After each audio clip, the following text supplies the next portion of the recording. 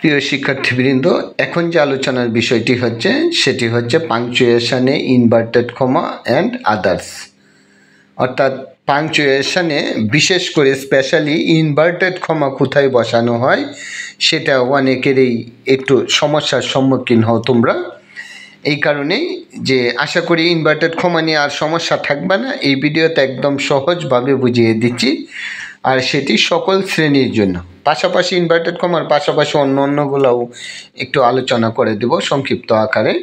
তো দেখো, এই যে punctuation in capitalization mark, inverted comma and others, তো এখানে যে প্যাসেজ আকারে যখন দেওয়া থাকে সেখানে এই ইনভার্টেড কমাটা নিয়েই এই সমস্যার সৃষ্টি হয়। তো দেখো, এখানে আমি একটি প্যাসেজ দিয়েছি, সেটিতে রং দেওয়া আছে এবং এই লাল অক্ষর দ্বারা মার্কিং করা আছে, সেটিতে ভুল। তো এই ধরনের ভুলগুলা কারেকশান করা একদম সহজ, সবাই পারবে। তো এই জন্য আমি এটা ভিডিওটা লেন্থি করছি না। তোমরা সবাই জানো যে ক্যাপিটাল লেটার কোথায় বসে, নামের প্রথম অক্ষর অথবা সেন্টেন্সের প্রথমে হইলে ক্যাপিটাল লেটার হয়, আর এই যে আই প্রনাউন সবসময় ক্যাপিটাল লেটার হয়। আর এখানে যে আই এম দেওয়া আছে, আই সংক্ষিপ্ত রূপ, এম এপোস্ট্রফি এম দিলেই আই এম হয়। আর এই যে I pronoun capital letter apostrophe m. তো যাই হোক, আর সেন্টেন্সের শেষে ফুল স্টপ হয়, সেটা সবাই জানো। মূল বিষয়ে আসা যাক, আমরা কিভাবে ইনভার্টেড কমাটা একদম সঠিকভাবে অ্যাপ্লাই করতে পারবো। তো লক্ষ্য করো, এই যে আমি প্যাসেজটা পুরোটাই সলভ করে দিচ্ছি। যেমন, Zaman can you tell me what I am teaching, the teacher asked. অর্থাৎ, জামান তুমি কি আমাকে বলতে পারো আমি কি পড়াচ্ছি, শিক্ষক জিজ্ঞেস করলো। তো ইনভার্টেড কমার মূল সূত্র হচ্ছে বক্তার প্রত্যেকটা উক্তির মধ্যেই ইনভার্টেড কমা হবে। এখানে যে ভুলটা তোমাদের হয় সেটা হচ্ছে এই যে প্রত্যেকটা উক্তির মানেটা আমরা বুঝি না। যেমন, Zaman can you tell me, এটাকে একটা উক্তি মনে করে, যে হোয়াট আই এম টিচিং এটা আলাদা একটা উক্তি মনে করে না। একটা বক্তা যখন একটা কথা বলা শুরু করবে, এই কথাটার শেষ পর্যায় পর্যন্ত সেটা হচ্ছে কি একটা উক্তি। কারণ জামান তুমি কি আমাকে বলতে পারো, সেখানে তো আর কথা শেষ হয় নাই, বলছে আমি কি পড়াচ্ছি। তাহলে এইখানে এসে তার উক্তিটা শেষ হয়েছে।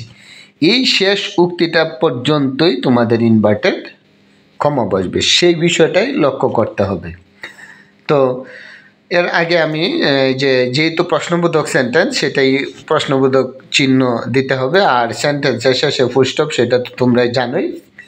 তো এই কারণেই এই যে উক্তিটা শেষ হওয়ার কারণে এখানে হচ্ছে কি ইনভার্টেড কমা, আর সেন্টেন্সের শেষে ফুল স্টপ। তারপরে লক্ষ্য করো, এখানে দেওয়া আছে যে I am sorry sir, I can not follow, replied Zaman. তাহলে এই যে আমি দুঃখিত স্যার, আমি লক্ষ্য করি নাই, এখন তো আর প্রশ্ন করে নেই এখানে, যে এখানে একটু থেমেছে, এই জন্য হচ্ছে কি ক্ষমা, আর এখানে সেন্টেন্সের শেষে ফুল স্টপ। তো লক্ষ্য করো, এই যে এখানে কিন্তু একটা উক্তি শেষ হয়েছে যে আমি দুঃখিত স্যার, আমি লক্ষ্য করি নাই।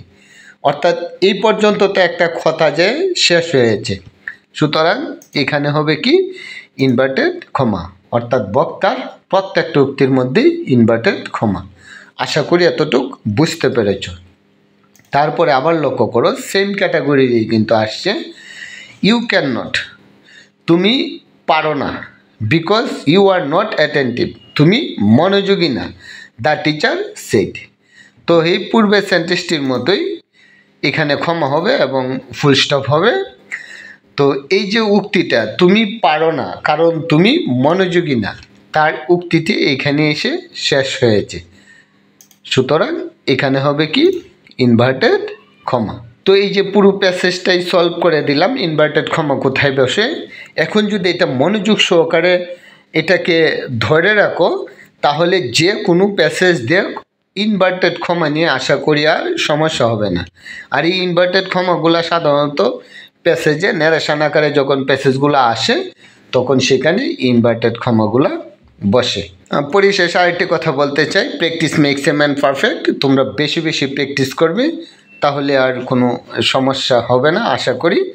তো পরবর্তী প্রত্যেকটি ভিডিও সহজে পেতে ভিডিওটিতে একটি লাইক দিয়ে, যারা ফেসবুক পেজে আছো ফলো বাটনে ক্লিক করে রাখো, এবং ইউটিউব চ্যানেলে যারা আছো zero to job English YouTube চ্যানেলটিকে সাবস্ক্রাইব করে বেল আইকনে ক্লিক করে রাখো। ধন্যবাদ সবাইকে। পরবর্তী ভিডিওতে আবার দেখা হবে।